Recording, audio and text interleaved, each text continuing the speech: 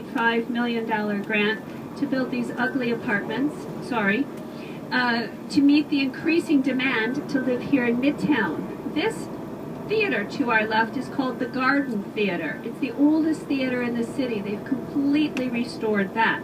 And the company responsible for all of this commercial revitalization is right here, called Midtown Inc. How about bowling? America's oldest bowling alley, thank you very much, 100 years old, is directly here on our right. It's called the Garden Bowl. The Garden Bowl was established in 1913. It's owned by the same family. The only thing that's changed in the Garden Bowl since the 20s are the alleys, the Maple Lanes, and they just replaced them last year.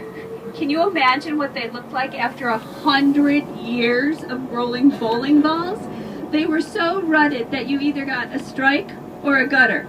So your ball would get in one of those ruts and that would be that. So they've just replaced them. These smokestacks over to our left, and you see the steam coming out of the sewers. I know, why am I talking about that? Well, people always ask me, why is there steam coming out of the sewers? And I simply never have thought about it before, but I'll share with you the reason. This is a geothermal energy plant right here where those smokestacks are. And all of these buildings are on one central heating system, and they're drawing it from the geothermal. The building to our left was the home of David Whitney. David Whitney was a lumber baron. He made his fortune in the lumber industry. It's now a fabulous 4-star restaurant. You dine in all the separate rooms throughout the house. And the 3rd floor is called the Ghost Bar. Apparently it's haunted. I don't know anything about that, but that's what folks say, and they love to go up there. So we're going to continue on our way up Woodward, and we're going to go into what's called the Cultural Center. This is where you find the Detroit Institute of Arts, the DIA, the Charles Wright African American History Museum, the Michigan Science Center. So over to our right is the Detroit Medical Center. And in between Woodward and the Medical Center, this entire area is called, if we could stop here for a moment, that would be awesome, is called Sugar Hill. It's been branded as an up-and-coming artist community in the city. We're stopping just briefly here in front of the historic First Congregational Church. This church is historically significant.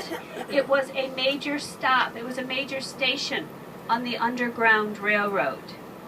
So the Underground Railroad was the system of moving people who had been enslaved in the South north so that they could ultimately cross over the Detroit River and find the promised freedom in Canada.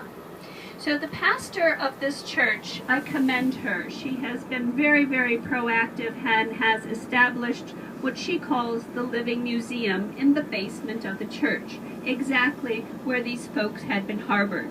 And for about an hour, you sing soul songs, you eat dried apples and dried potatoes, but they're actually just potato chips, but you can figure it out, and sing soul songs, and it's dark, and tell stories of what it was like for these people. You're there for an hour. They were there for sometimes months on end before they got the word that it was safe to move a little bit closer and a little bit closer to the Detroit River.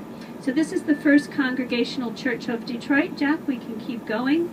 And this is the Underground Museum. I mean, I think it is emotional.